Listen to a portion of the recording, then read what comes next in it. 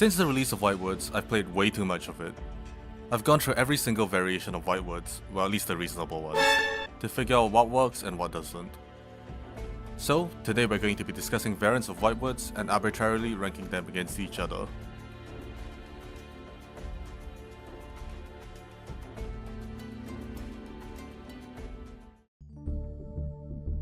Toy Whitewoods uses the toy engine for spell and trap fodder as well as additional bodies. These monsters can set themselves to the spell and trap zone as spells, allowing them to be sent for the cost of our Whitewoods monsters. When they are sent from the spell and trap zone to the graveyard, they can special summon themselves, giving us extra bodies to link, synchro, or even XYZ with. Along with Toybox being able to set 2 toys from almost anywhere, this engine gives the most spell and trap fodder of any engine by far, although it's arguably too much. We'll never really use all of it, and the toy cards don't actually do anything by themselves, which often ends up being an issue. It's still a decent engine overall, but it's definitely better on paper than in practice. C tier. Centurion Whitewoods uses Centurion to improve its end board, with the additional bodies provided by Centurion allowing it to access powerful level 12 synchros. This adds options like Centurion Auxilia and the Crimson Dragon to your end board, giving this version of Whitewoods stronger end boards than the others. Centurion also provides the deck with extenders, with stand-up Centurion being able to act as a level 4 tuner or non-tuner extender, depending on which Centurion it places in your spell and trap zone. The main trade-off is that this engine takes up the most space by far, with most of the Centurion cards being bad to draw. It also provides almost no spell or trap fodder, which can be an issue. It does work though, and pretty well. A tier.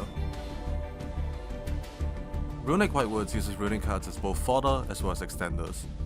Obviously, increasing the number of spells in the deck improves consistency, but the real value of this engine lies in the ability of runic cards to act as both level 2 and level 4 extenders, giving this version more flexibility than other options. In addition, runic cards like Destruction, Flashing Fire, and Freezing Chains are also useful whether going first or second, being both decent interruptions as well as useful board breakers, valuable for a deck like Whitewoods, which is limited in how many hand traps they can run. It's not without faults of course, the additional extra deck space required can be costly, and losing your battle phase does hurt, forcing you to play a longer game. But in all, this engine has great synergy with the deck, B tier. Horus Whitewoods uses the Horus engine to improve consistency as well as extend, with Mzeti himself being at the heart of this synergy. You may already have noticed that Mzeti's draw effect sends a card from the hand to the graveyard as a cost. As Mzeti is a monster, this means that we can cheat on this cost by discarding any of our Whitewood spell or traps, turning him essentially into a free draw spell. But what you may not have noticed is that Mzeti is a spellcaster. This means that he enables our cards like Beware and Legend, even allowing the latter to be used as a starter. The only real downside for this engine is that the Horus monsters don't have the best level for our purposes, being level 8s, but it's still useful for link material or XYZ summoning. There's a ton of hidden interactions that you wouldn't expect between these archetypes, making this my favorite version to play, A tier. This really isn't a Whitewoods deck.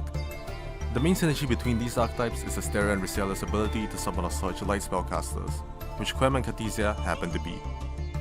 Unfortunately, both Quem and Cartesia are unable to special summon themselves, meaning that they cannot be used as extenders.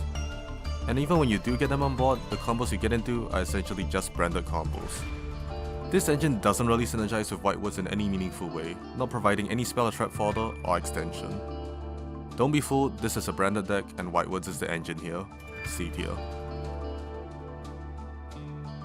This version of Whitewoods uses the new Millennium cards, mostly for extension, but also for some fodder. Each of the monsters in this engine has the effect to place itself into the spell trap zone as a continuous spell, meaning that you can use it as spell trap fodder if you need to. But more likely, you'll pay 2000 life points to special summon it from the spell trap zone to use as an extender. As each of them also search a card when they do so, this provides a ton of extra bodies and at a spread of levels, allowing access to a good variety of synchro monsters, which can often result in end boards comparable to that of Centurion Whitewoods. Unfortunately, the life point cost to special summon these monsters adds up pretty quickly, meaning that this version of Whitewoods has difficulty playing a longer game. All things considered, even though it's a strong engine, I'm going to have to leave it in the B tier. And that's all the versions of Whitewoods that I feel warrant talking about at the moment. Keep in mind there's still plenty of room to experiment with this deck, so placements may change over time as decks are discovered. While I don't think any version of Whitewoods is a top meta threat, they definitely still can contend with the best with skillful play and some luck. So try each of these out and see which one clicks for you.